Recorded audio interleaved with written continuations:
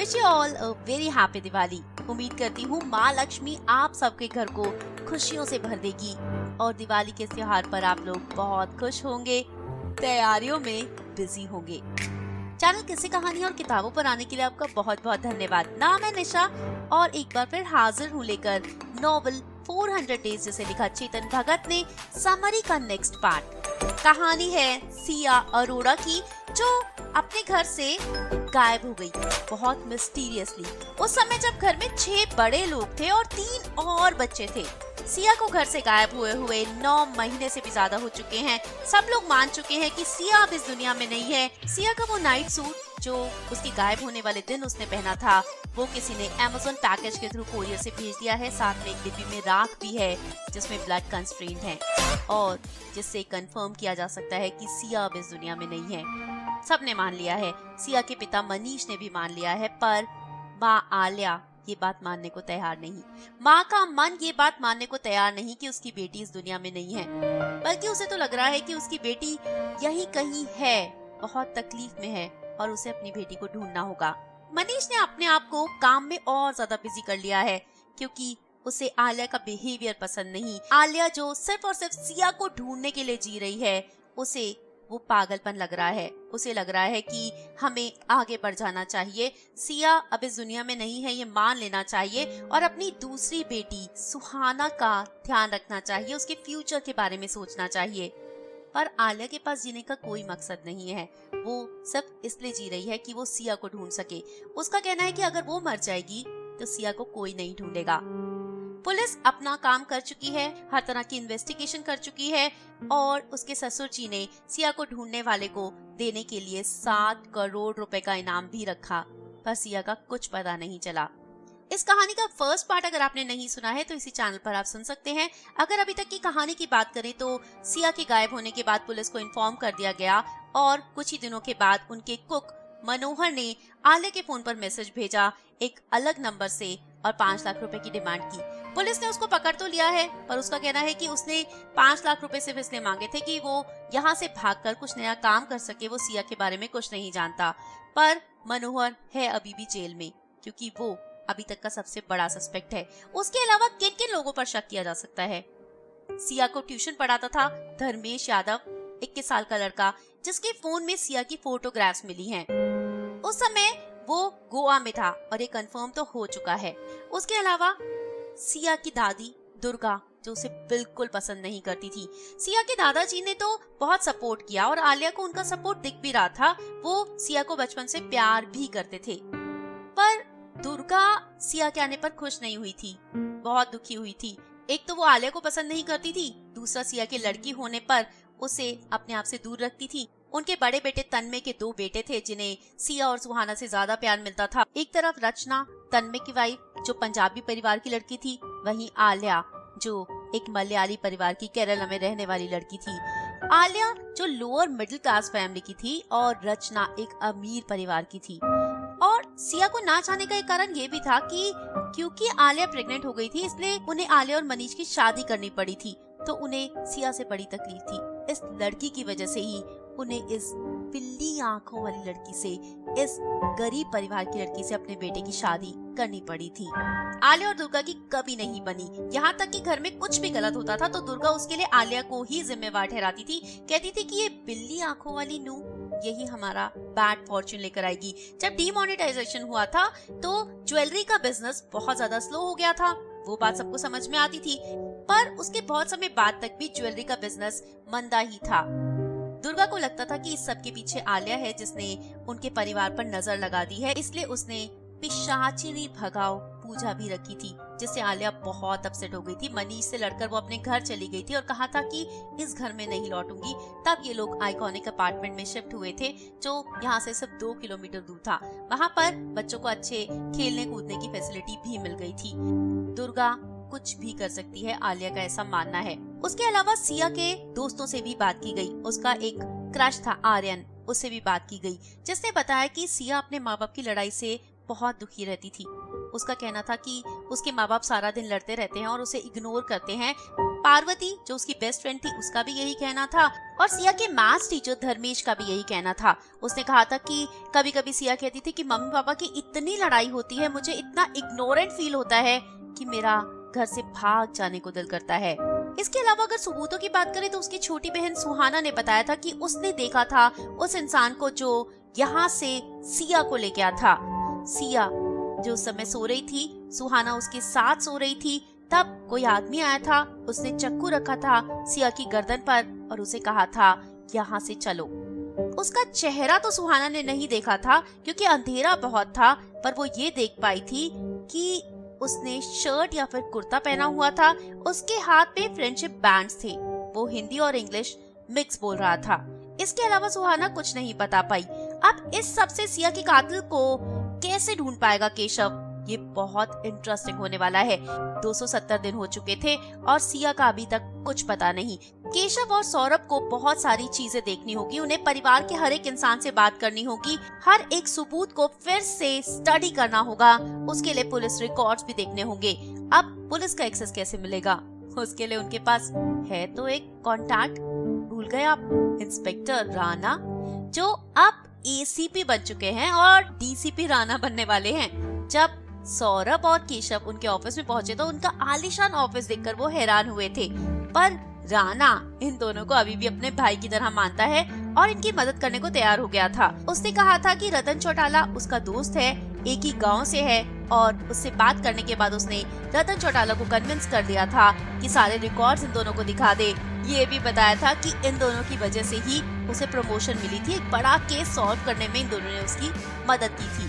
ऐसा ही कुछ चौटाला के साथ भी हो सकता है। खैर, ये लोग पुलिस स्टेशन पहुंचे थे। चौटाला ने इनको केस की सारी फाइल्स देखने दी थी, सारी फाइल स्टडी की थी, देखा था कि किसने क्या क्या लिखा है। उसमें सिया के सारे परिवार के बयान थे, उसके दादाजी का भी बयान था। उनसे पूछा गया था कि घर का माहौल कैसा था।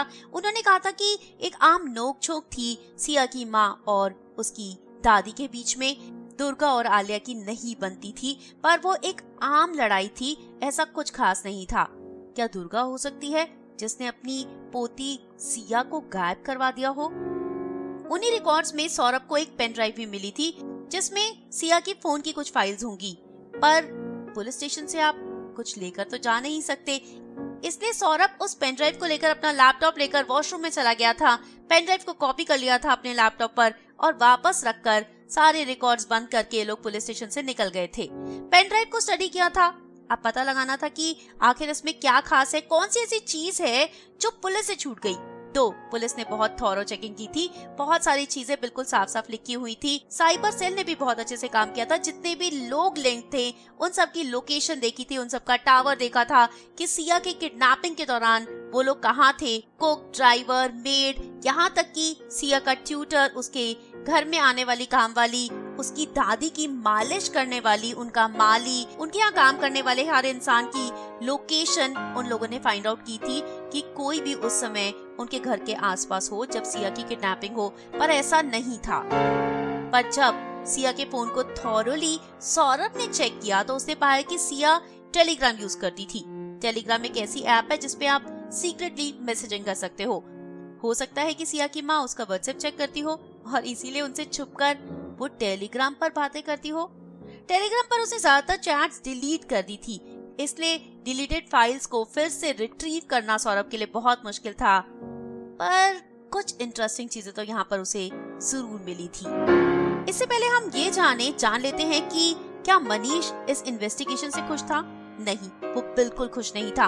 वो नहीं चाहता था कि आलिया इस बारे में, इस केस के बारे में कुछ भी इन्वेस्टिगेट करे, क्योंकि वो मान चुका था कि सिया अब इस दुनिया में नहीं है।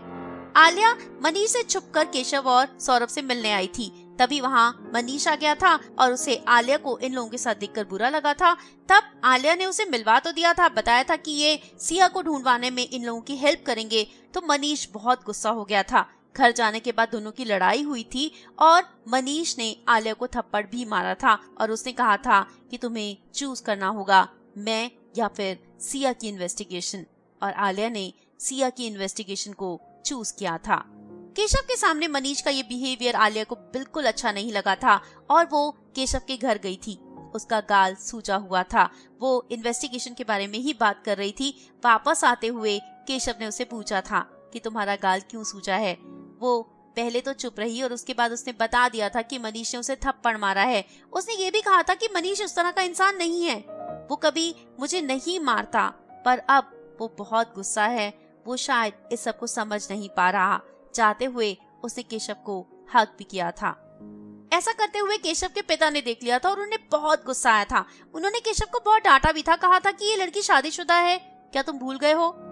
उसके बाद आलिया का केशव के घर पर आना बंद हो गया था, क्योंकि केशव के पेरेंट्स इनसिक्योर हो गए थे और उसकी माँ अब उसके पिता के और पीछे पड़ गई थी कि केशव के लिए कोई लड़की ढूंढो। आलिया है तो बहुत खूबसूरत, बहुत यंग भी लगती है, फिट भी है। केशव उसकी तरफ अट्रैक्ट भी हो रहा था और इन दोनों ने मैसेजेस पर बात करना शुरू कर दिया था। पर प्रॉब्लम क्या थी, मनीष को मनाना तो बहुत जरूरी है। अगर मनीष को नहीं मनाया तो फैमिली से बात कैसे हो पाएगी। फैमिली से बात नहीं होगी तो इन्वेस्टिगेशन कैसे होगी। आलिया का कहना था कि वो कोशिश कर रही है, पर उससे पहले इन्हें इन्वेस्टिगेशन के बारे में बात करने के लिए मिलना तो पड़ता ही था। एक बार ये लोग मॉल में भी मिले थे। अब क्या करें, अगर ये आलिया के घर जाता है तो वहाँ साइन करना पड़ता है और गेट कीपर पूछता है कि आप कहाँ जा रहे हो। मनीष को पता चलेगा तो उसे बुरा लगेगा और इन दोनों के बीच की लड़ाई और बढ़ जाएगी। पर आलिया को मनीष को मनाने के लिए एक बड़ा स्टेप लेना होगा। आलिया ने डिसाइड किया था कि वो जब सुहाना की छुट्टियां होंगी तो उसे लेकर अपनी माँ के घर केरला चली जाएगी। जब वो वहाँ रूट कर जाती है तभी मनीष उसकी बात मान लेता है। पर इससे पहले उसे जानना है ना कि सिया के फोन में क्या मिला। हमें भी तो जानना है, पर मिले तो दोनों मिले कहाँ। अगर कहीं बाहर मिलते हैं और आलिया का कोई रिलेटिव वहाँ मिल जाता है, उसके ससुराल साइड का कोई मिल जाता है, तो प्रॉब्लम बहुत ज्यादा बढ़ सकती है। फाइनली आलिया ने कहा केशव से कि तुम वाईफाई चेक करने वाले मैकेनिक बनकर मेरे घर आओ। केशव आलिया के लिए कुछ भी करने को तैयार हो गया है। इस केस में वो अपना दिलो जान लगा देने को तैयार है, क्योंकि उसका दिल कुछ कुछ आलिया की तरफ लगने लगा है। वो आलिया को बहुत पसंद करने लगा है। रातों को उसे नींद नहीं आती तो वो आलिया के घर की तरफ देखता है, सोचता है कि वो इस समय क्या कर रही होगी, मनीष से लड़ रही होगी या मेकआउट कर रही होगी। उसे अपनी इस सोच पर कभी कभी बहुत गुस्सा भी आता है कि वो ऐसा क्यों सोचता है। उसे प्रोफेशनल होना चाहिए और प्रोफेशनली ही आलिया से बात करनी चाहिए, पर वो है ही इतनी अट्रैक्टिव। जब सामने आती है तो वो सब कुछ भूल जाता है और आलिया के कहने पर वो कुछ भी करने को तैयार हो जाता है। तभी वो इंटरनेट ठीक करने वाला मैकेनिक बनकर आलिया के घर भी पहुंच गया और वहां जाकर उसने बताया आलिया को कि क्या मिला सिया के फोन में। सिया किसी लड़के, इनफैक्ट आदमी के साथ चैटिंग करती थी। जब बच्चे बहुत ज्यादा लोनली होते हैं या फिर बहुत ज्यादा निग्लेक्टेड फील करते हैं तो जो भी उन्हें इम्पोर्टेंस देता है वो उसी के साथ प्यार में पड़ जाते हैं, उसी के साथ इमोशनली अटैच हो जाते हैं। ऐसा ही कुछ शायद सिया के साथ हुआ था। रॉय नाम का एक आदमी था जो सिया को बहुत इम्पोर्टेंस दे रहा था। वो कभी उसे कहता अपने पैरों की फोटो खींचकर भेजो, उसके बदले वो उसके स्कूल में उसे हेयर पिन्स भेज देता, चॉकलेट्स भेज देता, उसकी पसंद की चीजें भेज देता। सिया के फोन की बहुत सारी फोटोग्राफ्स रिट्रीव हुई थी। उनमें से कुछ में अपनी एज के हिसाब से सिया ने बहुत सेक्सी वे में पोज किया हुआ था। एक में तो उसने सिर्फ टॉवल पहना हुआ था, हाथ और पैरों पर कुछ नहीं था। इसके अलावा जो उसकी चैटिंग थी उसे भी बहुत कुछ रिवील हो रहा था कि सिया उस आदमी की तरफ सेक्सुअली अट्रैक्ट हो रही थी और वो आदमी सिया को बहुत ज्यादा प्यार दे रहा था, उसे बहुत इम्पोर्टेंस दे रहा था, उसे बहुत अच्छे अच्छे वर्ड्स लिख रहा था जिससे शायद सिया को अच्छा लग रहा हो और सिया उसकी बातों में आ रही थी। उस आदमी ने लिखा था अगर तुम बड़ी होती तो मैं तुमसे शादी कर लेता। सिया ने लिखा था मैं शादी नहीं करना चाहती, शादी बहुत बुरी चीज है, मैंने देखा है कि मेरे माँ बाप रोज लड़ते हैं। तब उस आदमी ने लिखा था कि हम दोनों नहीं लड़ेंगे, सिर्फ और सिर्फ प्यार करेंगे। ये सब कुछ देखकर आलिया बहुत डिस्टर्ब हो गई थी। एक माँ को कितना बुरा लगा होगा ये सब कुछ देखकर, हम सोच ही सकते हैं। हमारे घर में लड़ाई झगड़े होते हैं पर हम समझ ही नहीं पाते कि उनका कितना गहरा, कितना बुरा असर हमारे बच्चों पर पड़ता है।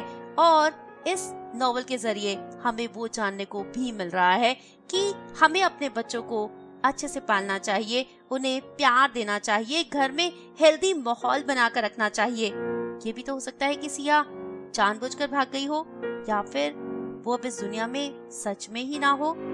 आलिया इन सब बातों से और ज्यादा डर गई थी, पर उसका कैरेक्टर समझ पाना बहुत मुश्किल है, क्योंकि कभी वो बहुत कूल बिहेव करती है, कभी वो अपनी बेटी के लिए बहुत ज्यादा वरिड बिहेव करती है।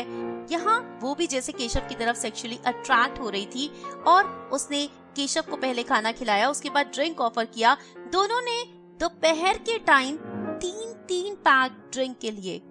उसके बाद केशव को किस भी किया। केशव को लग तो रहा था कि उसने गलत किया है, पर वो अपने आप को रोक नहीं पाया था। इसके बाद केशव के लिए चीजें और ज्यादा ऑकवर्ड हो गई थी। उसे सौरभ भी बार बार टीज करता था, उसका मजाक उड़ाता था, उससे पूछता था क्या बात है, वो आके तुम्हारी क्लाइंट है, क्लाइंट सुंदर है तो इसका मतलब ये तो नहीं है कि हम उसकी तरफ अट्रैक्ट हो जाएं। बात तो बिल्कुल ठीक थी और केशव भी इस बारे में सोचता था। और उससे बड़ी चीज ये थी कि वो शादीशुदा है, 2 बच्चों की माँ है। केशव क्यों उसकी तरफ अट्रैक्ट हो रहा है, पर वो अपने आप को रोक नहीं पाता था। अब अगर केस के बारे में बात करें तो आगे बढ़ने के लिए उसे किसी भी तरह आलिया की फैमिली से तो बात करनी ही है, साथ साथ वो बात करना चाहता है सुहाना से भी। अब एक 6 साल की बच्ची से एग्जैक्टली सारी बातें पूछ पाना बहुत मुश्किल है। उसके लिए उसे कंफर्ट फील कराना होगा, ऐसा कि वो आपके सामने डरे ना, आपको अपना दोस्त समझे और आपको सारी बात बता दे।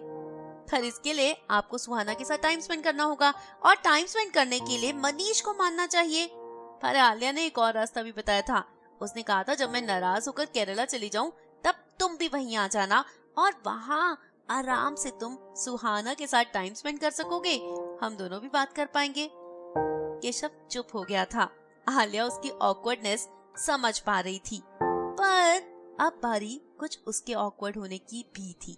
आलिया ने उसके बाद केशव को बहुत कॉल्स भी किए, मैसेजेस भी किए, पर केशव उसे इग्नोर कर रहा था, अवॉइड कर रहा था, सोच रहा था कि जो हुआ वो बहुत गलत हुआ और ऐसा नहीं होना चाहिए था। केशव और सौरभ इस केस पर आगे काम कर रहे थे। अगर रॉय नाम का आदमी है जिससे सिया टेलीग्राम पर बात करती है, तो वो और सोशल मीडिया प्लेटफॉर्म्स पर भी उससे बात करती होगी।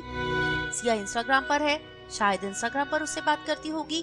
इंस्टाग्राम का उसका अकाउंट और पासवर्ड चाहिए होगा, तभी आगे की कुछ इन्वेस्टिगेशन हो सकती है। इसी बीच आलिया का एक और मैसेज आया था, तब केशव ने रिस्पॉन्ड किया था और सौरभ ये देखकर हैरान था। रात का टाइम में किससे मैसेज पर बात कर रहे हो? केशव छुपाने की कोशिश कर रहा था, पर सौरभ ने देख लिया था कि वो आलिया से बात कर रहा है और सौरभ ने कहा था क्या चक्कर चल रहा है तुम दोनों के बीच में, क्यों तुम लोग रात को इतना बात कर रहे हो और वो क्यों तुम्हें कह रही है कि तुम उसे अवॉइड कर रहे हो?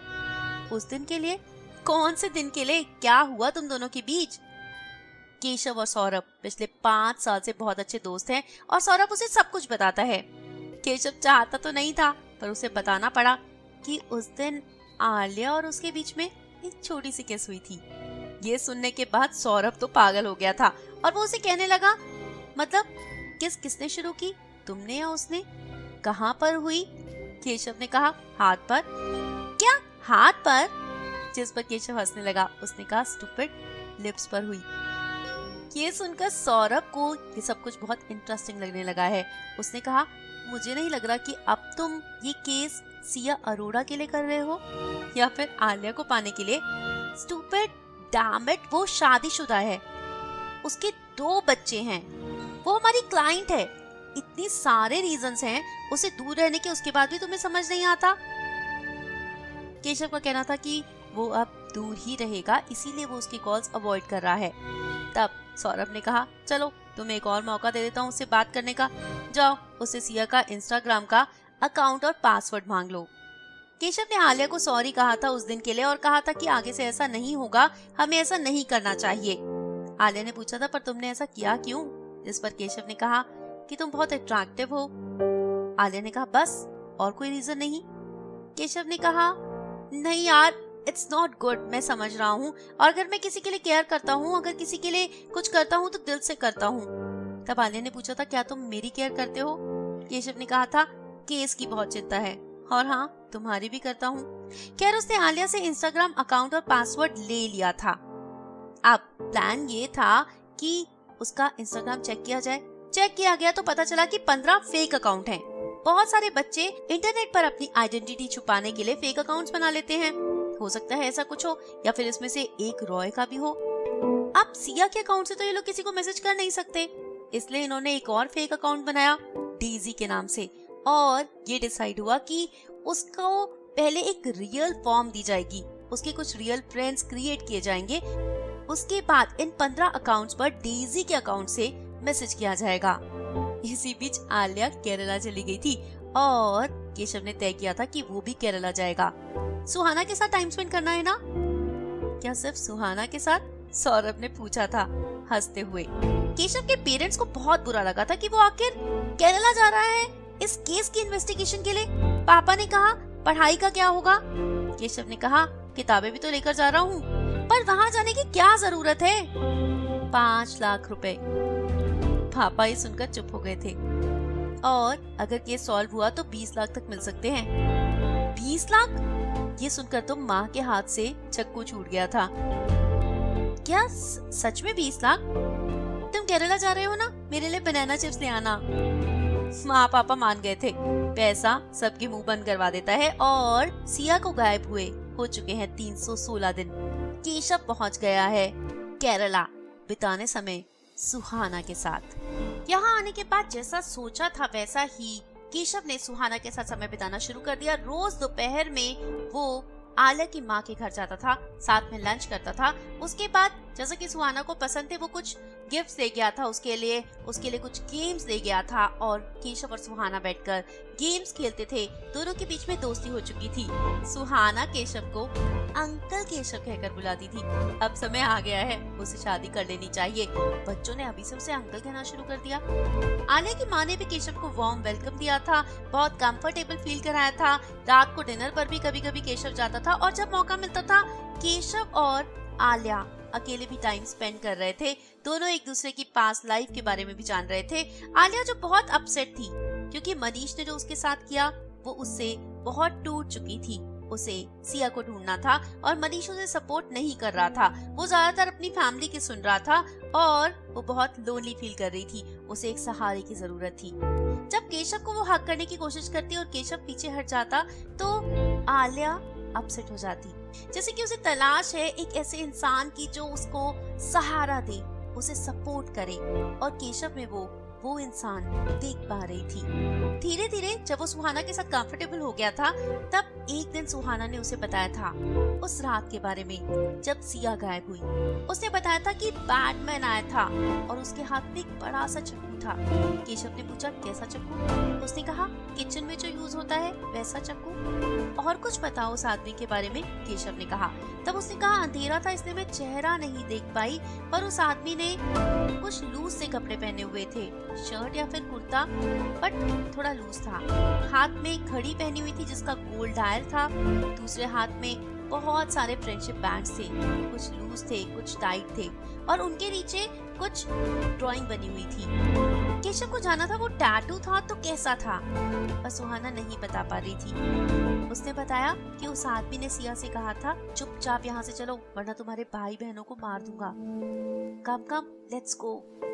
हिंदी और इंग्लिश मिक्स। केशव ने पूछा और कुछ बता सकती हो? सुहाना ने कहा उसके बालों में से स्मेल आ रही थी। केशव ने पूछा कैसी स्मेल? उसने कहा किचन में से जैसी आती है उस तरह की। केशव ने पूछा उसकी आवाज तुम्हें कुछ जानी पहचानी लग रही थी? सुहाना ने कहा हाँ लग तो रही थी। तुम्हें कुछ समझ में आता है वो कौन हो सकता है? पर सुहाना कुछ नहीं बता पाई। उसने कहा मुझे नहीं समझ में आया वो कौन है, पर हाँ मैंने वो आवाज पहले कहीं सुनी है, कहाँ नहीं जानती। केशव ने सुहाना से वो इन्फॉर्मेशन ले ली थी जो लेने के लिए वो यहाँ आया था, और उसे उसकी माँ के साथ भी तो टाइम स्पेंड करना था। और यहाँ आने के बाद ही उसने डेजी के इंस्टाग्राम अकाउंट से उन 15 अननोन लोगों को फ्रेंड रिक्वेस्ट भी भेज दी थी। बहुत सारे लोगों ने एक्सेप्ट कर ली थी। उनकी प्रोफाइल देखकर लग रहा था कि ये किसी स्कूल के ही बच्चे हैं। वैसे ही कुछ पोस्ट शेयर की हुई थी, वैसे ही उनके फ्रेंड्स भी थे, पर एक अननोन अकाउंट ने उसकी रिक्वेस्ट एक्सेप्ट की थी। वहाँ से डेजी के पर्सनल अकाउंट पर मैसेज भी आया था। डेजी ने उसके साथ चैटिंग करना शुरू कर दिया था। उस आदमी ने अपनी प्रोफाइल पिक में भी एनिमल्स लगाए हुए थे, उसके अलावा भी ज्यादातर एनिमल्स की फोटोज शेयर की हुई थी। और जब डेजी ने पूछा था कि तुम्हारा नाम क्या है, तब उसने कहा था अभी नहीं बाद में बताऊंगा। उसने डेजी से पूछा था क्या उसे एनिमल्स पसंद हैं। डेजी ने कहा था हाँ। तब उसने बताया था कि उसके पास 2 बहुत क्यूट डॉग्स हैं। उनकी फोटोज भी भेजी थी, कॉफी और ओरियो। जो केशव ने डेजी का अकाउंट बनाया था उसके हिसाब से डेजी केरला की रहने वाली है, आधी यूरोपियन है आधी इंडियन, क्योंकि उसे किसी फॉरेनर लड़की की फोटोग्राफ्स ही मिली थी और उन्हीं फोटोग्राफ्स को प्रोफाइल पिक्चर और बाकी जगह पर उसने यूज किया था। और डेजी और इस आदमी के बीच में बात होने लगी थी। डेजी ने बार बार उसे पूछा था कि अपना नाम तो बता दो। फाइनली उसने बता दिया था कि मुझे मेरे दोस्त रॉय कहकर बुलाते हैं। वो आदमी मिल चुका था जिसके साथ सिया टेलीग्राम पर चैटिंग कर रही थी। अब इस आदमी को पकड़ना था, इसके बारे में और जानना था और सिया का किडनैपर मिल जाएगा। ये लोग बहुत ज्यादा एक्साइटेड हो चुके थे और आलिया और भी ज्यादा एक्साइटेड थी। उसे जल्दी से इस रॉय को पकड़ना था, उसे अपनी बेटी वापस चाहिए थी। पर एक भी गलत कदम सारी प्लानिंग को फेल कर देगा। हर कदम अब फूक फूक कर रखना होगा। केशव ने कहा था हमें पेशेंस रखनी होगी, पर आलिया ने कहा कितनी पेशेंस, 336 दिन हो चुके हैं मेरी बेटी को गायब हुए। थोड़ी पेशेंस और, तभी हम सिया तक पहुंच पाएंगे। केशव यानी कि डेजी ने उस आदमी रॉय के साथ चैटिंग करना शुरू कर दिया था और उसने डेजी के सपने भी देखना शुरू कर दिया था। डेजी को वार्म मैसेजेस भेजना भी शुरू कर दिया था। इसी बीच एक फैक्ट और रिवील हुआ था। इस रॉय का एक फ्रेंड इंस्टाग्राम पर धर्मेश भी था, सिया का ट्यूटर जो उसे मैथ्स पढ़ाता था। कहीं ये धर्मेश ही तो नहीं जो रॉय के नाम से एक और अकाउंट बनाकर सिया से चैटिंग कर रहा है? याद है ना आपको, धर्मेश के फोन में सिया की बहुत सारी फोटोग्राफ्स मिली थी। कोई आगे से ली हुई थी, कोई साइड से ली हुई थी, किसी में वो स्माइल कर रही थी, किसी में उसके मुंह में पेन था और धर्मेश ने कहा था कि वो सिर्फ ब्यूटीफुल है इसलिए उसकी फोटोग्राफ्स ली थी। धर्मेश और रॉय के बीच में कनेक्शन। अब चीजें और ज्यादा कॉम्प्लिकेटेड होती जा रही हैं। क्या ये धर्मेश ही है? जितनी जल्दी हो सके सब कुछ फाइंड आउट करना है, पर इस बीच आलिया भी तो प्रॉब्लम है। आलिया और मनीष के बीच में भी तो बहुत झगड़ा हो रहा है। मनीष ने 2 हफ्ते तक तो आलिया को कांटेक्ट किया ही नहीं, उसके बाद लगातार कॉल करने लगा और फिर आलिया को डिवोर्स की धमकी दी। वो भी जानते हैं किस दिन? जिस दिन केशव और आलिया ड्रिंक्स पर मिले थे। अब 2-3 ड्रिंक तो पहले ही आलिया डाउन थी। उसके बाद मनीष की ये बात, उसका गुस्सा 7वें आसमान पर पहुंच गया था और उसने कहा था अभी दे दो डाइवोर्स, रहना ही नहीं है तुम्हारे साथ। और क्या होगा ऐसी सिचुएशन में? केशव और आलिया करीब आ गए थे। उस दिन आलिया केशव के रूम में चली गई थी, दोनों ने एक दूसरे को हक किया था और फाइनली एक हो गए थे। केशव को लग रहा था कि वो बहुत लकी है, उसे आलिया जैसी ब्यूटीफुल लड़की मिली है। अभी तक जिसके भी साथ वो फिजिकली अटैच हुआ है उसे लगा है यही मेरा सोलमेट है और ऐसा ही उसे अब भी लग रहा था। आलिया और मनीष का डिवोर्स हो जाएगा, उसके बाद केशव आलिया के साथ, आलिया फाइनली केशव की हो सकती है। ये सोचकर वो बहुत खुश था, top of the world feel कर रहा था। आलिया कितनी ब्यूटीफुल है, इतनी ब्यूटीफुल, इतनी प्यारी लड़की के साथ कौन लाइफ नहीं स्पेंड करना चाहेगा। मनीष तो बेवकूफ है, अच्छा है उसे साइड से हटने दो। वैसे भी केशव आलिया में बहुत ज्यादा इंटरेस्टेड हो गया था और इस इंसिडेंट के बाद दोनों के बीच में एक स्पेशल बॉन्ड बन गया था। दोनों एक दूसरे को बहुत प्यार करने लगे थे। पर इस इन्वेस्टिगेशन की तरह ही इनकी प्रेम कहानी भी इतनी आसानी से तो आगे ही बढ़ने वाली। इधर मनीष आ गया था केरला आलिया को मनाने और ऑकवर्ड हो रहा था बहुत केशव मनीष के सामने आलिया से कैसे बात करे, उसे बहुत अजीब लग रहा था। पर मनीष अब हर चीज के लिए मान गया था, इस इन्वेस्टिगेशन में इन था। रॉय के बारे में जानने के बाद उसे रॉय पर बहुत गुस्सा आ रहा था और वो आलिया के साथ था। उसने कहा था कि मैं अब आप लोगों को पूरी तरह सपोर्ट करूंगा। फैमिली के सपोर्ट का प्रॉमिस भी मनीष ने दिया था। केस को सॉल्व करने में अब केशव को आसानी हो सकती है, पर इन दोनों की प्रेम कहानी मुश्किल हो गई थी क्योंकि अब आलिया केशव से बात नहीं कर पाएगी। इतने करीब होने के बाद उसकी दूरी केशव को बहुत तकलीफ दे रही थी। मनीष का उसके साथ होना केशव को बिल्कुल नहीं भा रहा था। अब समय आ गया था डेजी और रॉय के मिलने का, क्योंकि केशव को वापस जाना था गुड़गांव। केशव यानी डेजी ने रॉय को बता दिया था कि वो अपनी नानी के घर गुड़गांव आ रही है और रॉय बहुत एक्साइटेड था। उसे किस और स्माइली के इमोटिकॉन्स भेज रहा था। उसे डेजी की सेक्सी फोटोग्राफ्स देखनी थी और बहुत मुश्किल से केशव कुछ छोटी लड़कियों की फोटोग्राफ्स इंटरनेट से निकालता जो डेजी की तरह ही लगती हैं, जिनका चेहरा नहीं दिख रहा, वो रॉय को भेज देता। रॉय बहुत एक्साइटेड था डेजी से मिलने के लिए और दोनों ने मीटिंग फिक्स कर ली थी। गुड़गांव आने के बाद डेजी ने कहा था कि वो अपनी फ्रेंड के घर जाएगी, तब रॉय से मिलेगी। रॉय ने कहा था कि वो उसे मॉल में मिले, एम्बियंस मॉल में। उसने कहा था कि ठीक है, पहले मैं तुमसे मिल लूंगी, उसके बाद अपनी दोस्त को बुला लूंगी। रॉय ने कहा था नहीं, क्योंकि एम्बियंस मॉल में वो कॉफी और ओरियो को तो नहीं ला सकता ना, इसलिए डेजी को उसके बाद उसके घर जाना होगा उन दोनों डॉग से मिलने, तभी वो वापस उसे एम्बियंस मॉल छोड़ देगा और फिर वो अपने घर जा सकती है। बात तय हो गई थी। यहाँ आने के बाद मनीष केशव और सौरभ को अपने घर भी ले गया था, पूरे अरोड़ा खानदान से मिलवा दिया था। माँ दुर्गा थोड़ी रिलक्टेंट थी, पर उसके पिता शमशेर उन्हें सपोर्ट करने के लिए बिल्कुल तैयार थे। बस शर्त यही थी कि मीडिया में इन लोगों का नाम नहीं आना चाहिए और केशव ने प्रॉमिस किया था। पर अगर रॉय को पकड़ना है तो पुलिस की हेल्प तो चाहिए ही होगी। ये लोग उसे ट्रेस तो कर सकते हैं, पर पकड़ने के लिए तो पुलिस चाहिए, जिस पर दुर्गा भड़क गई थी। उसने कहा था पुलिस की इन्वॉल्वमेंट बिल्कुल नहीं होगी, अगर पुलिस को लाओगे तो हम लोग तुम्हारा साथ नहीं देने वाले। पर शमशेर ने उसे चुप कराया था और ये बात बिल्कुल सही है कि पुलिस के बिना ये लोग कुछ नहीं कर पाएंगे, आखिर उन्हें किडनैपर को पकड़ना तो है ही ना। दुर्गा ने कहा था ठीक है, मैं पहले पंडित जी से पूछूंगी। पंडित जी से पूछा गया था। पंडित जी ने कहा था पुलिस को इन्वॉल्व कर लो, कोई दिक्कत नहीं है। दुर्गा भी अब इन हो गई थी। इंस्पेक्टर चौटाला के पास ये लोग फिर से गए, उन्हें कहा केस रीओपन करने के लिए। उन्होंने शमशेर की तरफ देखकर कहा कि आपने ही तो कहा था केस को बंद कर दो, अब बिटिया इस दुनिया में नहीं है। आलिया शमशेर की तरफ देख रही थी।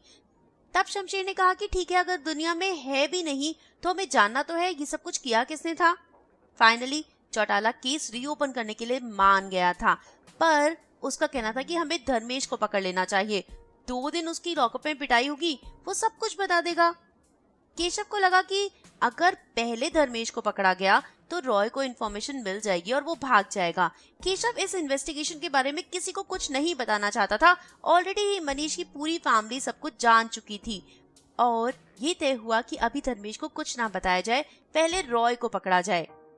शमशेर इस बात से अग्री था, पर इंस्पेक्टर चौटाला को कुछ भी सही नहीं लग रहा था। खैर, जैसा फैमिली चाहती थी वैसा ही हुआ। डेजी और रॉय ने तय किया था कि ये लोग टाको बेल में मिलेंगे। केशव पहले ही एम्बियंस मॉल पहुंच गया। वहां जाकर देख रहा था कि 2nd फ्लोर से 1st फ्लोर से हर जगह से टाको बेल साफ साफ दिखाई दे रहा है। वो एक ओपन रेस्टोरेंट है।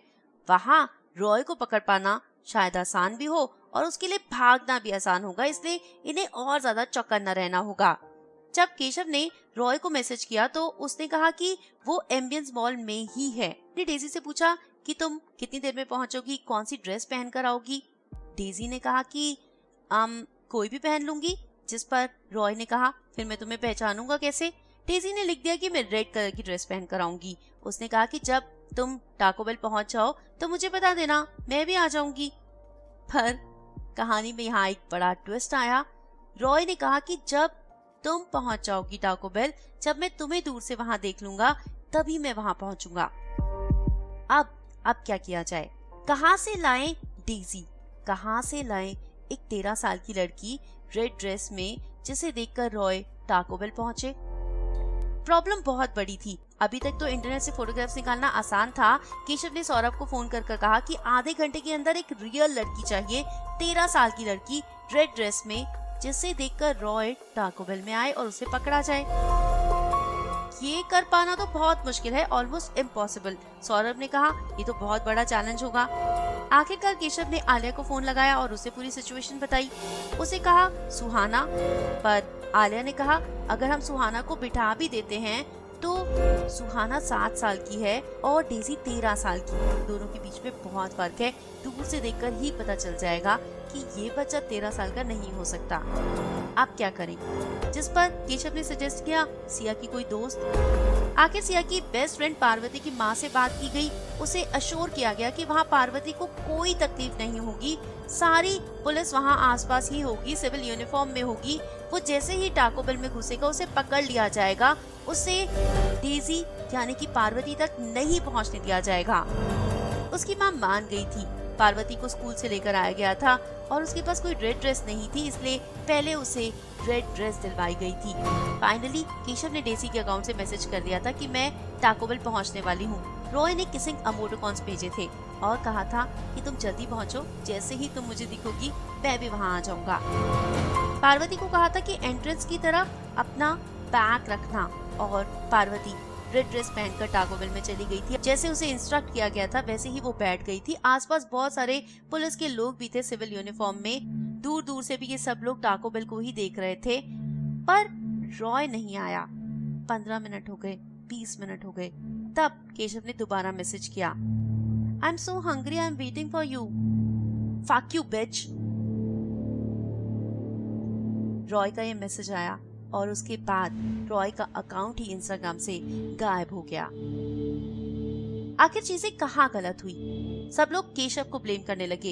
इंस्पेक्टर चौटाला को तो बहुत गुस्सा आ रहा था। उन्होंने पहले ही कहा था कि पहले उस टीचर धर्मेश को पकड़ो, तब सारी चीजें आराम से सॉल्व हो जाएंगी, पर केशव नहीं माना था।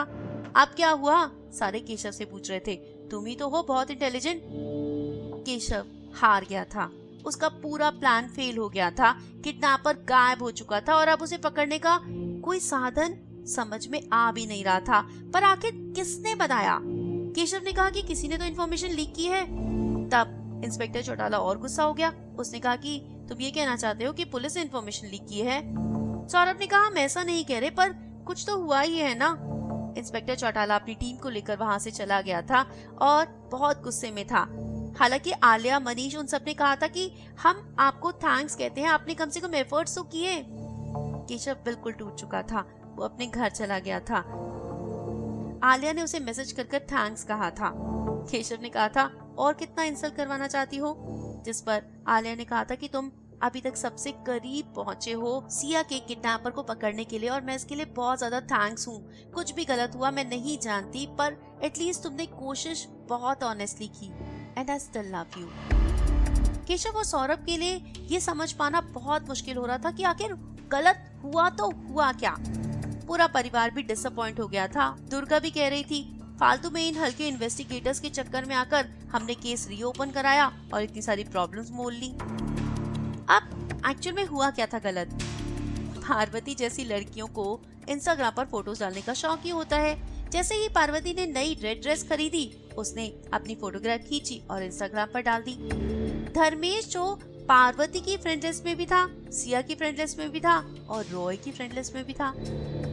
केशव को जब ये स्ट्राइक हुआ, पार्वती का फोन चेक किया गया, देखा गया कि पार्वती ने फोटोग्राफ डाली थी और उसके थोड़ी देर के बाद ही सब कुछ खराब हो गया था। धर्मेश भी उसकी फ्रेंड लिस्ट में है और ये बात पुलिस को बताई गई थी, तो पुलिस ने कहा था, पहले ही कहा था कि इस धर्मेश को पकड़ो। वो धर्मेश के घर पहुंचे थे, वो घर पर नहीं था।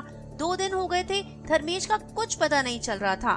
फाइनली ये पता चला कि धर्मेश इंडिया छोड़कर इंटरनेशनल फ्लाइट लेकर भाग चुका है।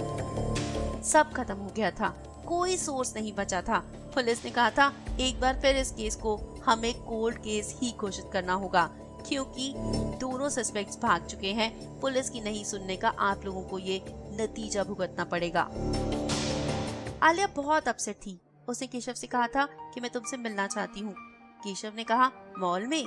आलिया ने कहा, स्टूपिड, किसी अकेले जगह पर। और केशव ने रूम बुक करवा लिया था। आलिया वहां पर आई थी। उसने कहा था 10% देने को तैयार है। केशव ने कहा, मतलब? आलिया ने मनीष से डिवोर्स की बात कर ली थी और मनीष ने कहा था कि वो अपने हिस्से का 10% आलिया को देगा। आलिया, उसे पैसे नहीं चाहिए थे, पर प्रॉब्लम ये थी कि वो सुहाना की कस्टडी चाहता था और आलिया अपनी दोनों बेटियों को तो नहीं खो सकती। आलिया ने कहा था कि अगर वो सुहाना की कस्टडी मुझे नहीं देगा तो कोर्ट में केस करना होगा, क्योंकि वो सुहाना के बिना नहीं रह सकती। केशव ने कहा था, उसके बाद तुम क्या करोगी? आलिया ने कहा कि मैं अपनी माँ के पास केरला चली जाऊंगी।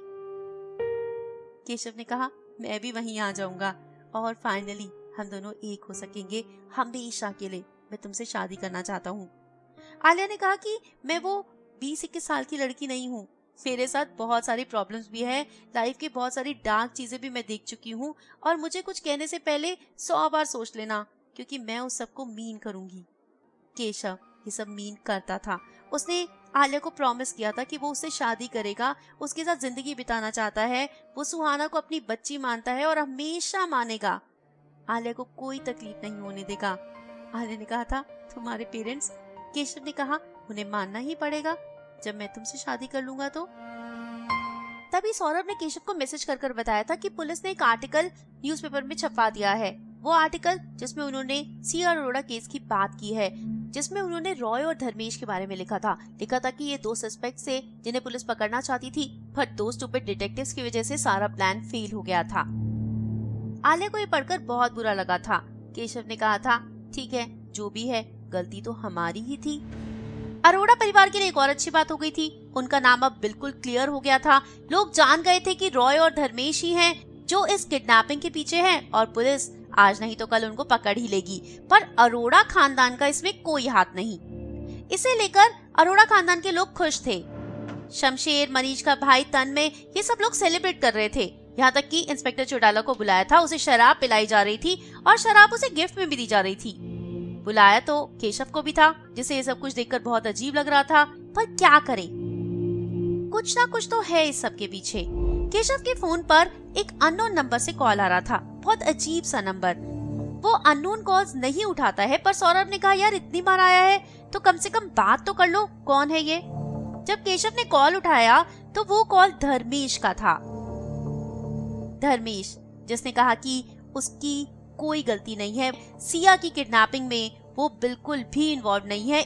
इस आर्टिकल को धर्मेश के परिवार ने भी पढ़ा है और वो बहुत ज्यादा डरा हुआ था। वो चाहता था कि उसका नाम क्लियर हो जाए। उसका कहना था कि उसकी कोई गलती नहीं। पर जब उससे पूछा गया कि रॉय के साथ उसका क्या कनेक्शन है, तो उसने बताया कि रॉय एक 50 साल का आदमी है जिससे छोटी लड़कियों के लिए ऑब्सेशन है और धर्मेश उसे अपनी स्टूडेंट्स की फोटोग्राफ्स भेजता है 500 रुपए में एक फोटोग्राफ, और उसके बाद वो जितनी सेक्सी होगी उतने ज्यादा रेट बढ़ जाएंगे। वीडियो के 1000 रुपए, लड़की से बात करवाने के 10,000 रुपए। इस तरह से धर्मेश को लग रहा था कि ये बिल्कुल हार्मलेस है और पड़ता है, एक सिंपल फोटोग्राफ भेज भी दी तो 500 रुपए मिल जाएंगे, किसी का क्या चला जाएगा। वैसे भी तो वो फोटोग्राफ इंस्टाग्राम या फिर सोशल मीडिया पर है ही। केशव जानना चाहता था रॉय के बारे में। तब धर्मेश ने कहा कि वो रॉय का असली नाम नहीं जानता, उसके बारे में कुछ नहीं जानता। वो 2 बार मिला है उससे पैसे लेने के लिए, पर इसके अलावा वो उसके बारे में कुछ नहीं जानता। धर्मेश ने कहा कि रॉय का कहना है कि वो इस किडनैपिंग में शामिल नहीं। वो बार बार ये बात धर्मेश को कह रहा है कि उसने सिया को किडनैप नहीं करवाया, पर हाँ, सिया और रॉय की बातचीत धर्मेश की वजह से ही शुरू हुई थी। केशव ने पूछा था कि तुमने पार्वती की फोटोग्राफ उसे क्यों दी। धर्मेश इस प्लान के बारे में कुछ नहीं जानता था। उसने रैंडमली वो फोटोग्राफ दी थी 500 रुपए के लिए। केशव का सारा प्लान चौपट हो गया था। उसने बार बार यही कहा था कि हम दोनों का इस किडनैपिंग में कोई हाथ नहीं। हाँ, वो फोटोग्राफ देने के बाद रॉय ने उसे टिकट भेज दी थी और कहा था सिर्फ पासपोर्ट उठाओ और यहाँ से भाग जाओ। केशव ने पूछा कौन सी कंट्री। धर्मेश ने नहीं बताया था। पीछे से अजान की आवाज आ रही थी, इससे ये समझ में आया था कि कोई इस्लामिक कंट्री है। उसके बाद धर्मेश ने फोन काट दिया था। सौरभ ने कहा था कि अब इस कॉल के बारे में किसको बताएं। केशव ने कहा था पुलिस को बताकर कोई फायदा नहीं है। केशव बार बार सोच रहा था कि हमें किसी और एंगल से भी सोचना चाहिए। कुछ सोचकर उसने शमशेर को फोन किया था और कहा था कि मैं आपसे अकेले में मिलना चाहता हूँ। शमशेर ने कहा था कि वैसे भी वो केशव को कॉल करने ही वाला था, उसे कार्ड देना है केशव को। केशव ने पूछा किस चीज का कार्ड। उसने बताया कि सिया का 14th बर्थडे आ रहा है 17 अक्टूबर को और उस दिन ये लोग पूजा रखवा रहे हैं। उस दिन ये एनजीओ से बच्चे बुलाएंगे, उन्हें खाना देंगे, कुछ सामान डोनेट करेंगे और तब वो केशव को भी इनवाइट करना चाहता है। केशव ने कहा कि वो उससे मिलना चाहता है उस समय जब उनकी पत्नी दुर्गा ना हो। तब शमशेर ने बताया कि दुर्गा सैटरडे को जा रही है उस प्रोग्राम की तैयारी करने के लिए और तब टिमी और उसकी वाइफ भी बच्चों को लेकर घूमने जाएंगे। केशव और सौरभ उसी समय वहां पहुंच गए थे। केशव ने बहुत हेजिटेंटली शमशेर से पूछा था कि क्या उनकी पत्नी दुर्गा इस सब में इन्वॉल्व हो सकती है। शमशेर ने पहले तो इनकार किया था, पर जब केशव ने पूछा, सिया का डीएनए टेस्ट करवाया था? शमशेर ये सुनकर हैरान हुआ था। आलिया ने केशव को बताया था कि मनीष की मां को विश्वास नहीं था कि सिया मनीष की बेटी है, इसके लिए उन्होंने मनीष को भड़का दिया था और फिर इन लोगों ने डीएनए टेस्ट करवाया था। शमशेर चुप हो गया था, उसने मुंह दूसरी तरफ कर लिया था। तब केशव को कहा था कि एक बार मैंने भी ऐसा सोचा था, क्या दुर्गा ऐसा करवा सकती है? केशव ने कहा, इसका मतलब आपको भी उन पर शक है? शमशेर ने कहा, नहीं, मेरी पूरी बात सुनो।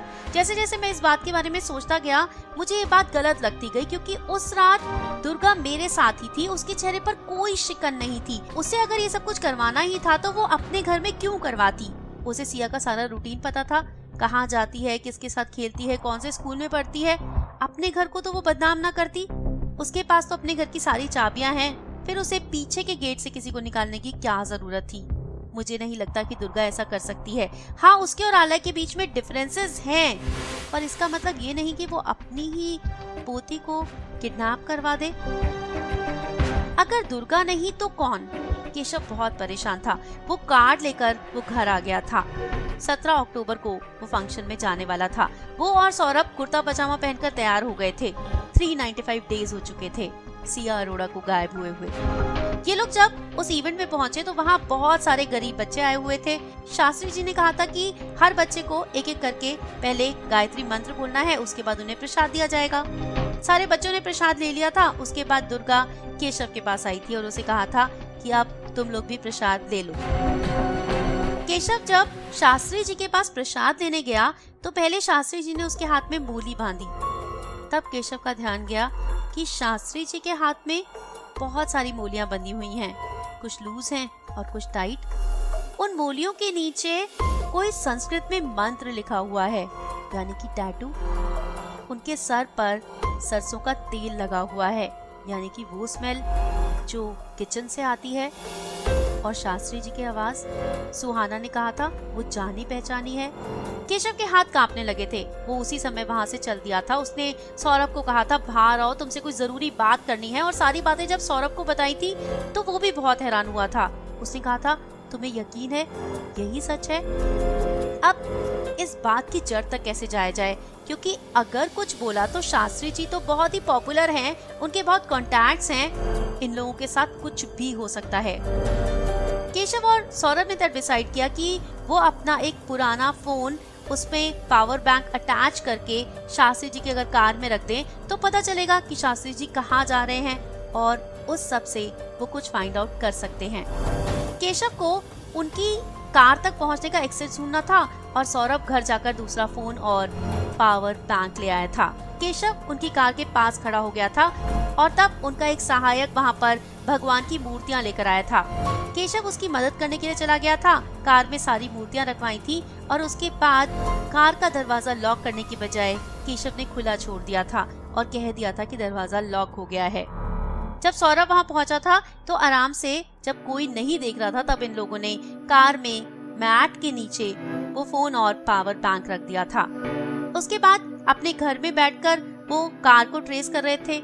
ये बात उन्होंने अभी तक किसी को भी नहीं बताई थी। उन्होंने देखा कि आधी रात को उनकी कार हौस-खौस से चली थी और फिर गाजियाबाद के रास्ते पर चली गई थी।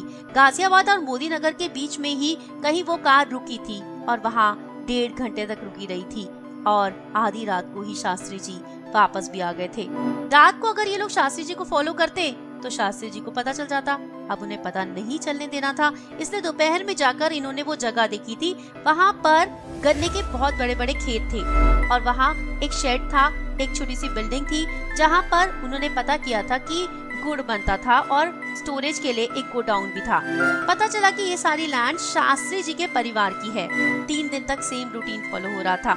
अब इन्हें कुछ तो करना ही था, वहाँ पहुँचना था और देखना था कि आखिर शास्त्री जी रोज रात को वहाँ क्यों जाते हैं।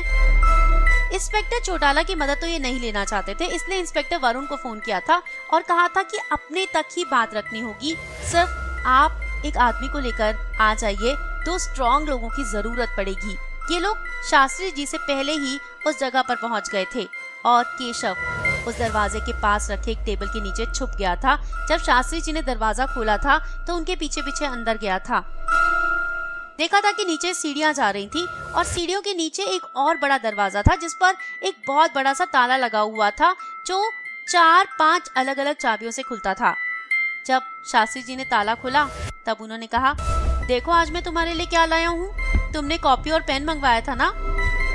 केशव ने उसी समय फोन कर दिया था सौरभ को कि जल्दी आ जाओ, और शास्त्री जी ने ये आवाज सुन ली थी। उन्होंने जब पीछे मुड़कर देखा तो अंधेरे में उन्हें पहले चेहरा नहीं दिखाई दिया। उन्हें लगा कि गांव का कोई आदमी होगा। उन्होंने जोर से आवाज लगाई और फिर अपने फोन की लाइट जलाई, तब देख पाए केशव को। केशव ने कहा, आपका खेल खत्म हो गया है शास्त्री जी, आप पकड़े जा चुके हैं। पर शास्त्री जी इतनी जल्दी हार नहीं मानने वाले थे।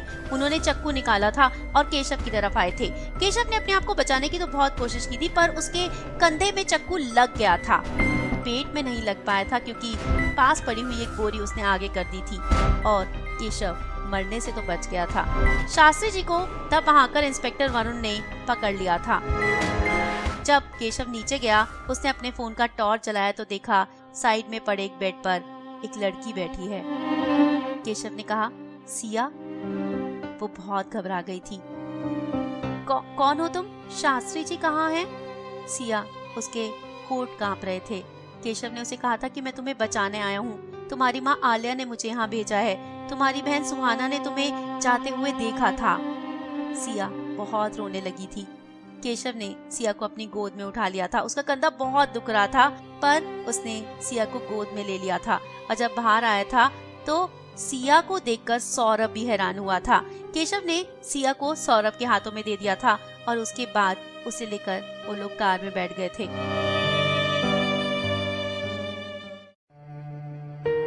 आप जानना चाहते हैं ना सिया यहाँ क्यों पहुंची, क्यों किया शास्त्री जी ने ऐसा? असल में शास्त्री जी को एक सपना आया था जिसमें सिया उनकी पत्नी थी। उन्होंने सोचा ये भगवान की मर्जी है। जब उन्होंने पहली बार आलिया को देखा था तो उनके मन में अलग सी फीलिंग्स पैदा हुई थी जो अमूमन एक पंडित के मन में नहीं उठनी चाहिए। पर आलिया तो मनीष की थी, वो नहीं समझ पाए थे क्यों। पर बाद में उन्हें समझा था कि उसके पेट में सिया है, उनकी पत्नी बनने वाली है। वो सिया को लेकर ऑब्सेस्ड हो गए थे। सिया जो बहुत अच्छा डांस करती थी। एक दिन उन्होंने देखा था सिया जो मेनका बनी थी और ऋषि को लुभा रही थी। उन्होंने उसी समय मान लिया था कि मैं ही हूँ वो ऋषि जिसका व्रत ये मेनका सिया तोड़ेगी। तब उन्होंने पूरा प्लान बनाया, सिया को किडनैप किया, यहाँ पर लाकर रखा, उसे बहुत डराया, धमकाया, बहुत मारा पीटा। वो बहुत रोई थी, वो नहीं चाहती थी यहाँ पर रहना, उसे घर जाना था। उसने शास्त्री जी को कहा था कि मेरे दादी दादू आपको बहुत मारेंगे। तब शास्त्री जी ने कहा था, तुम्हारी दादी तो वैसे भी तुम्हें पसंद नहीं करती, तुम शुक्र मनाओ कि मैं तुम्हें एक अच्छी जिंदगी दे रहा हूँ। उन्होंने सिया को उस गोडाउन में बंद कर दिया था। 4 दिन के बाद एक अच्छा दिन देखकर उन्होंने जबरदस्ती सिया से शादी कर ली थी और उसे अपनी पत्नी बना लिया था। वो रात सिया के लिए भूल पाना बहुत मुश्किल है। हर रात सिया के साथ वही सब कुछ होता था। एक छोटी सी बच्ची, जब उसने कहा था कि मैं बहुत छोटी हूँ, आप मेरे साथ क्या कर रहे हो, तब शास्त्री जी ने कहा था, गांधी जी की शादी भी तो 13 साल की उम्र में हुई थी। सिया हार नहीं मानना चाहती थी, उसे यहाँ से जाना था। वो पूरी कोशिश करती। जब वो भागने की कोशिश करती और शास्त्री जी को पता चलता तो वो उसे बहुत मारते थे। वो दिन में कभी नहीं आते थे, रात को आते थे। इसलिए सिया ऊपर चढ़कर रोशनदान में से रोज आवाजें मारती जब तक उसका गला थक ना जाता।